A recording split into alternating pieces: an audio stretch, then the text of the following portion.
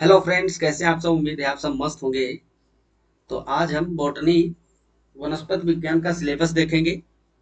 BSc third year fifth semester का जो पहला पेपर है उसमें कौन कौन सी चीजें हमें पढ़ना है इसके बारे में हम डिस्कशन करेंगे।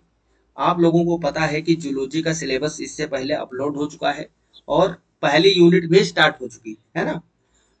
तो जूलॉजी के साथ साथ बॉटनी के भी आपको बराबर लेक्चर मिलते रहेंगे रोज का रोज।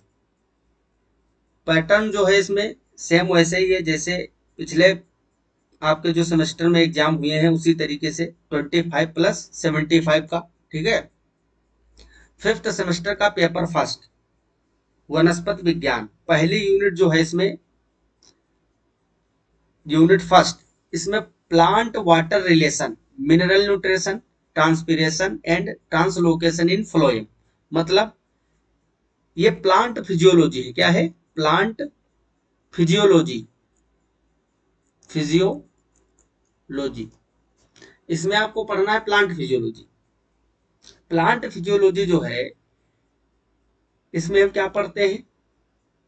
प्लांट वाटर रिलेशन, मतलब किस तरीके से वाटर एब्जॉर्ब होता है प्लांट में, कौन कौन से फोर्सेस होते हैं इसके लिए रिक्वायर्ड। जैसे वाटर पोटेंशियल हो गया ना, इंपॉर्टेंस ऑफ वाटर क्यों महत्वपूर्ण है प्लांटों के लिए, water potential and it's component बहुत महत्वपूर्ण टॉपिक है। और ट्रांसपीरेशन, वाष्पोत्सर्जन जिसको बोलते हैं ना, जो वाटर का लॉस होता है एयर में लीफ के थ्रू, उसको बोलते हैं ट्रांसपीरेशन। इट्स सिग्निफिकेंस, क्या क्या इसके महत्व होते हैं ट्रांसपीरेशन के। जैसे कि जब वाष्पोत्सर्जन होता है, लीफ से बाहर निकलता है, वाटर लॉस होता है, तो बहुत सारे उसके फायदे होते हैं। पहला तो पत्ती जो होती है लीफ, उसके अराउंड टेम्परेचर 10 से 15 डिग्री कम रहता है ना। और भी बहुत सारे इसके महत्व है जो कि हम आगे समझेंगे। फैक्टर्स अफेक्टिंग ट्रांसपीरेशन, कौन कौन से कारक ट्रांसपीरेशन को प्रभावित करते हैं। रूट प्रेशर है ना, मूल दाब जिसको बोलते हैं, ये पॉजिटिव प्रेशर होता है। और गटेशन, गटेशन मतलब बिंदु स्राव। जैसे कि आप सुबह में या शाम को देखे होंगे कि पत्तियों से टॉप जो होता है, टिप प्लांट का, उस टिप से एक एक बूंद करके पानी निकलता रहता है, उसको बोलते हैं गटेशन। क्यों होता है ये सभी चीजें हम समझेंगे, है ना। तो ये जो पहली यूनिट है इसमें हमको प्लांट फिजियोलॉजी की चीजें पढ़नी है। और इसमें क्या पढ़ेंगे? Criteria of essentiality of elements, कौन कौन से एसेंशियल एलिमेंट्स होते हैं। माइक्रो न्यूट्रिएंट्स और मैक्रो न्यूट्रिएंट्स पढ़ेंगे कि प्लांट के लिए कौन कौन से एसेंशियल एलिमेंट्स हैं। रोल ऑफ एसेंशियल एलिमेंट्स, उनका काम क्या होता है। Symptoms of mineral deficiency in major crops, जैसे कि आपका शुगर केन हो गया है ना, व्हीट हो गया, मेज हो गया, इन सब में अगर किसी भी एसेंशियल एलिमेंट की कमी है या अधिकता हो जाए, है ना, डिफिशियंसी से क्या क्या सिम्पटम्स आते हैं, लक्षण, और उसको कैसे दूर कर सकते हैं, ये सभी चीजें पढ़ेंगे। फिर है transport of ions across cell membrane, कोशिका झिल्ली जो होती है सेल मेम्ब्रेन, उसके अक्रॉस आयनों का ट्रांसपोर्ट किस तरीके से होता है ना। इसमें सिम्प्लास्ट एपोप्लास्ट आएंगे आपकी। एक्टिव एंड पैसिव ट्रांसपोर्ट क्या होता है, सक्रिय और निष्क्रिय परिवहन, एक्टिव एंड पैसिव ट्रांसपोर्ट। फिर इसमें टॉपिक है आपका composition of phloem sap. Phloem sap कहने का मतलब, फ्लोएम जो होता है, फ्लोएम में आपका फूड जो फोटोसिंथेसिस से लीफ में बनेगा वो पूरे प्लांट के पार्टों में जाता है। तो फ्लोएम, फ्लोएम सेप मतलब फूड के साथ में वाटर भी होगा और बहुत सारे मिनरल्स होंगे, हॉर्मोन्स भी हो सकते हैं, उन सबको कलेक्टिवली हम फ्लोएम सेप बोलते हैं। वही इसमें पढ़ना है कंपोजिशन ऑफ फ्लोएम सेप, कि फ्लोएम सेप में कौन कौन सी चीजें उपस्थित होती हैं। गर्डलिंग एक्सपेरिमेंट, इसमें क्या करेंगे, प्लांट होगा कोई मोटा सा, उसके ऊपर की जो छाल होती है ना, उसको हम काट देंगे। आपको पता है कि कोई भी प्लांट का अगर ट्रांसवर्स सेक्शन काटते हैं टीएस, तो सेंटर में उसके क्या होगा, जाइलम, और बाहर की ओर फ्लोएम होता है। तो फ्लोएम वाला पार्ट ये जो है इतना, ये इतना पार्ट हम बाहर की छाल उतार देंगे उस प्लांट की। फिर देखेंगे उस प्लांट में क्या इफेक्ट पड़ रहा है, उसको बोलते हैं गर्डलिंग एक्सपेरिमेंट, कि फूड का ट्रांसपोर्ट चेक करने के लिए होता है। जब फ्लोएम वाला पार्ट आप काट दोगे प्लांट में, एक रिंग पूरी चारों ओर से उतार दोगे, बाहर के जो छिक्कल होता है ना, तो फूड का ट्रांसपोर्ट नहीं होगा क्योंकि वो तो फ्लोएम से होता है, उसको आपने हटा दिया तो देखेंगे कि प्लांट धीरे धीरे वो डेड हो जाएगा। फिर है प्रेशर फ्लो मॉडल, है ना। तो कई सारे मॉडल्स हैं जिनको हमें पढ़ना है, इसमें ट्रांसपिरेशन पूल वाला भी मॉडल इसमें पढ़ना पड़ेगा, कई सारे मॉडल हैं।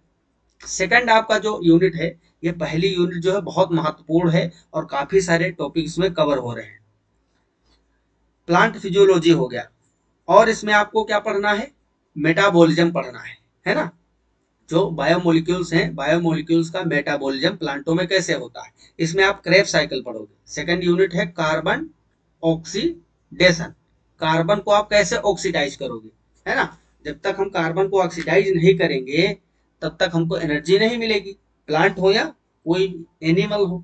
तो इसमें आप क्रेब्स साइकिल पढ़ोगे, ग्लाइकोलिसिस पढ़ोगे, फैट ऑफ पायरुवेट, पायरुवेट का फैट मतलब पायरुवेट जब बन जाता है ग्लाइकोलिसिस से, फिर एरोबिक एनएरोबिक दोनों टाइप की कंडीशंस हो सकती है, या तो ग्लाइकोलिसिस चलेगा या फिर एनएरोबिक अगर कंडीशन होगी तो क्या होगा, फर्मेंटेशन होगा, वहां पे लैक्टिक एसिड या फिर एथेनॉल बन सकता है।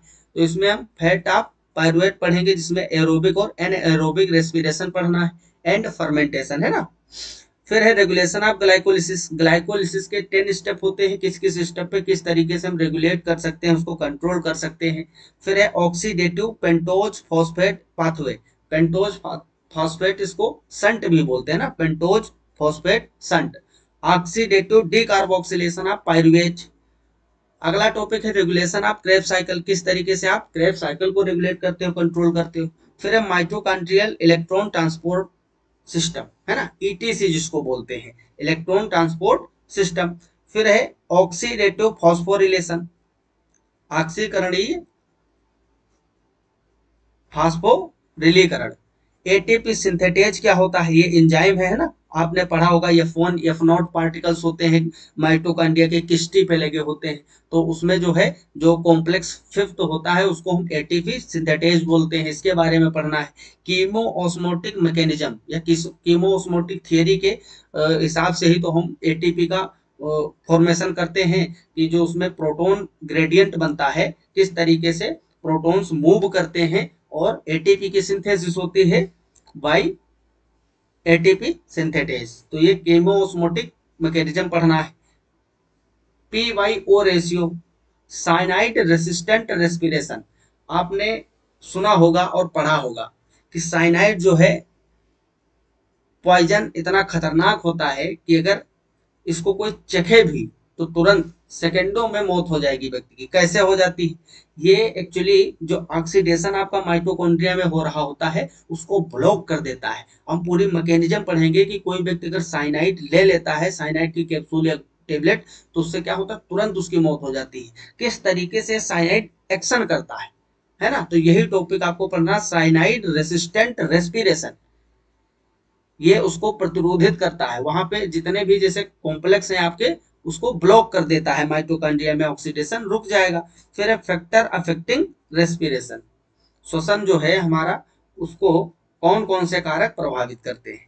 थर्ड यूनिट है आपकी नाइट्रोजन मेटाबॉलिज्म, नाइट्रोजन मेटाबॉलिज्म, इसमें नाइट्रेट एसिमिलेशन पढ़ोगे आप, किस तरीके से हम एनवायरमेंट के नाइट्रोजन को सॉइल में कन्वर्ट करते हैं नाइट्रेट के रूप में, फिर उसको प्लांट एब्जॉर्ब करते हैं, फिर प्लांट उसको नाइट्रेट को कैसे अमोनिया में कन्वर्ट करते हैं, फिर किस तरीके से अमीनो एसिड में वो अमोनिया यूज होती है, ये पूरा साइकिल पढ़ना है आपको। इसी में आप पढ़ेंगे बायोलॉजिकल नाइट्रोजन फिक्सेशन, बायोलॉजिकल जैसे नाइट्रोजन फिक्सेशन कई टाइप की होती है, बायोलॉजिकल भी होती है, आर्टिफिशियल भी हो सकती है ना, लेबोरेटरी में भी नाइट्रोजन का फिक्सेशन होता है। तो बायोलॉजिकल अगर पढ़ना है हमें तो इसमें हम क्या पढ़ेंगे, बैक्टीरिया के थ्रू, है ना, कोई लिविंग ऑर्गेनिज्म इसमें रिस्पॉन्सिबल होगा। जैसे एग्जांपल्स ऑफ लेग्यूम्स और नॉन लेग्यूम, लेग्यूमिनस प्लांट जो होते हैं उसमें नाइट्रोजन फिक्सेशन कौन करता है, जैसे सोयाबीन में राइजोबियम बैक्टीरिया होता है, और भी बहुत सारे बैक्टीरिया हैं, ब्लू ग्रीन एल्गी हो गई, है ना। नॉन लेग्यूमिनस में आप बहुत सारे पढ़ेंगे, जैसे फ्रेंकिया एल्नस प्लांट में फ्रेंकिया करता है नाइट्रोजन फिक्सेशन। फिर आप पढ़ोगे फिजियोलॉजी नाइट्रोजन की, बायोकेमिस्ट्री ऑफ नाइट्रोजन फिक्सेशन। अगला टॉपिक है इसमें अमोनिया एसिमिलेशन, किस तरीके से अमोनिया का स्वांगीकरण होगा। रिप्रो रिडक्टिव एमिनेशन, रिडक्टिव और ट्रांस एमिनेशन, दो टाइप के एमिनेशन होते हैं। एमिनेशन इसमें क्या होगा, अमीनो एसिड में एक अमीनो एसिड से अमीनो ग्रुप दूसरे अमीनो एसिड में ट्रांसफर किया जाएगा, ट्रांस एमिनेशन और रिडक्टिव एमिनेशन। और लास्ट टॉपिक्स में है अमीनो एसिड सिंथेसिस, किस तरीके से अमीनो एसिड प्लांट में सिंथेसिस होगी। आपको पता है अमीनो एसिड दो टाइप के होते हैं, एसेंशियल नॉन एसेंशियल। हम लोगों के लिए जो प्लांटों से हमको बने बनाए मिल जाते हैं वो क्या होते हैं, नॉन एसेंशियल। जो नहीं मिलते वो सॉरी जो हमारे अंदर ही बन जाते हैं कन्वर्ट होके वो क्या होते हैं, नॉन एसेंशियल। और जो हम प्लांटों से लेते हैं फूड के माध्यम से, फूड जितना भी है प्लांटों से आता है, उनको हम बोलते हैं एसेंशियल। तो वो जो प्लांटों से हम लेते हैं वो प्लांट के अंदर बनते होंगे किसी तरीके से, वही प्रोसेस है ये अमीनो एसिड सिंथेसिस, इसको भी पढ़ना है। फोर्थ यूनिट है आपकी लिपिड मेटाबॉलिज्म एंड फोटोसिंथेसिस। इसमें हम लिपिड का मेटाबॉलिज्म पढ़ेंगे, है ना, वसा का उपापचय, synthesis and breakdown of triglyceride, oxidation और ग्लाइको ग्लाइऑक्सिलेट साइकिल पढ़ेंगे, ग्लूकोनियोजेनेसिस। ये सब मैंने आपको इससे पहले सेकंड सेमेस्टर में भी कई सारे इसमें के टॉपिक पढ़ाए हैं, तो और आसानी से आपको समझ में आएगा ग्लूकोनियोजेनेसिस क्या होता है and its role in metabolic mobilisation of lipid during seed germination. जब बीज का अंकुरण होगा तब लिपिड का जो मोबिलाइजेशन होता है वो किस तरीके से अफेक्ट होता है, वाया ग्लूकोजिनेसिस, ग्लूकोनियोजेनेसिस। ऑक्सीडेशन पढ़ेंगे, फोटोसिंथेसिस में आप पिगमेंट जितने भी हैं, है ना, जैसे कैरोटीन है, क्लोरोफिल है, अलग अलग टाइप के हैं, जंतोफिल वगैरह, है ना, इन सब पिगमेंट के बारे में पढ़ेंगे। एक्शन स्पेक्ट्रा क्या होता है, एक्शन स्पेक्ट्रा इसमें हम पढ़ेंगे। और इनहेंसमेंट इफेक्ट जो है, electron transport system and photo phosphor relation पढ़ेंगे। C3C4 फोटोसिंथेसिस मतलब C3 साइकिल और C4 आप पढ़े होंगे, केल्विन साइकिल, उसमें C3 को केल्विन साइकिल बोलते हैं, C4 जो होता है ये C4 प्लांट अलग टाइप के होते हैं, ठीक है, C3 से बिल्कुल डिफरेंट होते हैं, इसमें मैकेनिज्म अलग तरीके से होती है, तो इन दोनों में हमको फोटोसिंथेसिस पढ़ना है। फिर पढ़ेंगे हम कैम प्लांट, है ना, रिएक्शन एंड सिग्निफिकेंस। तो ये हमारी 4 यूनिट इस तरीके से हो जाती है। अगला जो 5वां यूनिट है इसमें plant development, movements, dormancy and responses पढ़ने वाले हैं। हम क्या पढ़ेंगे इसमें, यूनिट 5th जो है हमारी, इसमें हम पढ़ेंगे प्लांट डेवलपमेंट, पादपों का विकास कैसे होता है। इसमें आप हार्मोन्स वगैरह भी पढ़ोगे, है ना, बहुत सारे हार्मोन्स जो प्लांट हार्मोन्स होते हैं जिसको पीजीआर बोलते हैं, plant growth regulator. Movements, dormancy, dormancy मतलब प्रसुप्तीकरण, बहुत सारे सीड होते हैं जो सॉइल में पड़े रहते हैं, फिर जब उनका फेवरेबल कंडीशन आएगा तभी वो क्या होते हैं, जर्मिनेट करते हैं, तो उतने दिन तक वो डोरमेंट फेज में रहते हैं, उसको बोलते हैं सीड डोरमेंसी।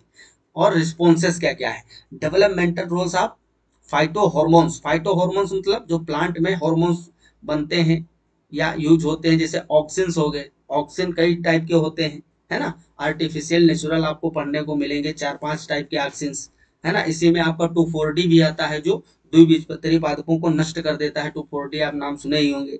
फिर पढ़ेंगे आप जिब्रेलिन, जिब्रेलिन मतलब जिब्रेलिक एसिड, जिब्रेलिक एसिड जो है ये 100 से ज्यादा अभी तक सर्च किए जा चुके हैं, लेकिन जो G3 होता है वो सबसे ज्यादा इस पे ही काम अभी भी होता है और सबसे पहले यही खोजा गया था, G3। जिब्रेलिक एसिड पढ़ेंगे, साइटोकाइनिन्स पढ़ेंगे, एबीए मतलब एब्सिसिक एसिड, है ना, एब्सिसिक एसिड ये निरोधी हार्मोन होता है। और लास्ट में हम इथिलीन पढ़ेंगे, सबसे ज्यादा प्लांट हार्मोन जो यूज किया जाता है वो है इथिलीन। तो ये 5 आपके प्लांट हार्मोन्स है जिनके बारे में हम डिटेल से हमें पढ़ना है। फिर हम पढ़ेंगे autonomic and paratonic movements, control and coordination in plant, किस तरीके से, जैसे हमारे में तो नर्वस सिस्टम है वो कंट्रोल रखता है हमारी चीजों को, लेकिन प्लांट में कंट्रोल और कोऑर्डिनेशन किस तरीके से होता है।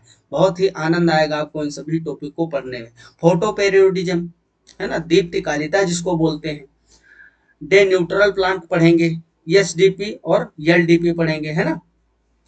फाइटोक्रोम, फाइटोक्रोम क्या होते हैं, डिस्कवरी एंड स्ट्रक्चर पढ़ेंगे। Red and far red light responses on photomorphogenesis, seed physiology, dormancy, vernalization and senescence, है ना। इन सभी टॉपिक को हमें पढ़ना है डिटेल में।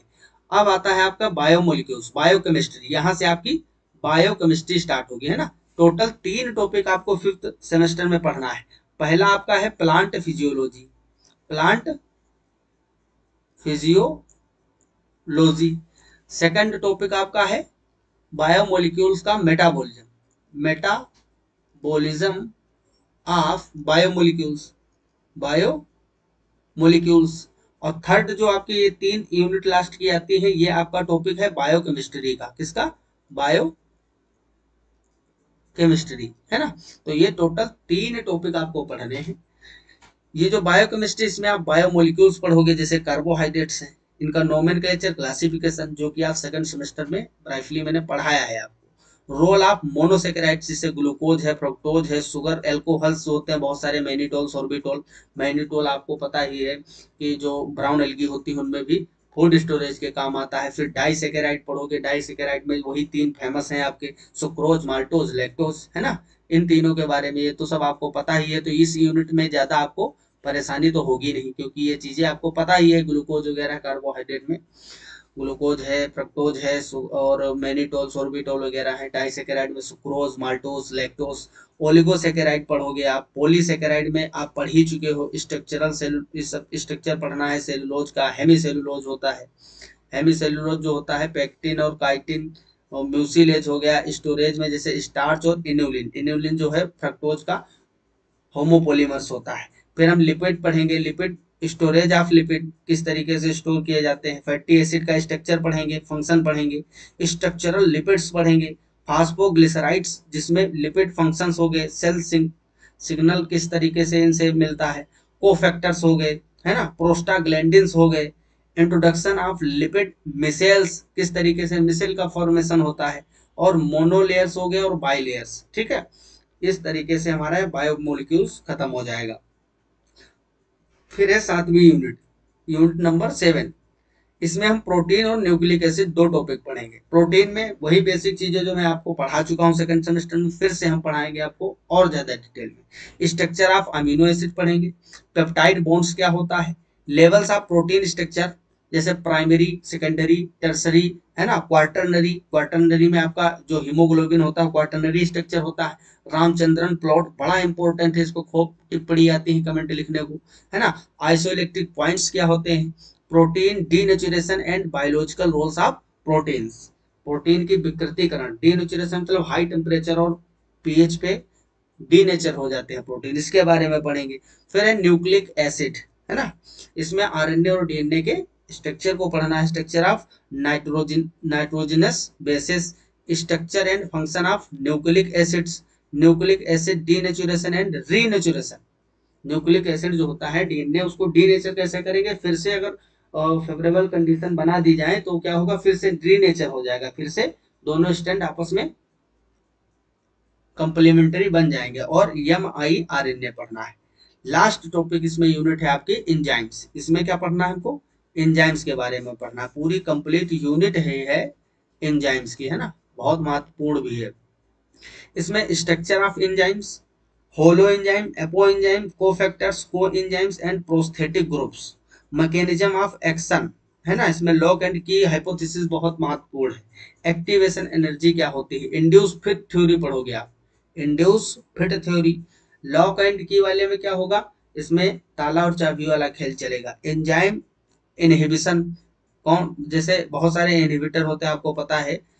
सक्सीनेट डिहाइड्रोजिनेज को मेलोनेट के द्वारा इनहिबिट किया जाता है। इस तरीके से कई सारे एग्जाम्पल भी आपको पढ़ने पड़ेंगे। कम्पिटेटिव इनहिबिटर होंगे कुछ, है ना। एलोस्टेरिक साइट क्या होती है, इसके बारे में। Factor affecting enzyme activity, allosteric enzymes और एंजाइम्स। फिर आप पढ़ोगे फाइटो न्यूट्रिएंट्स और न्यूट्रेस्यूटिकल्स, डाइटरी सप्लीमेंट्स क्या क्या होता है, और एंटीऑक्सीडेंट्स।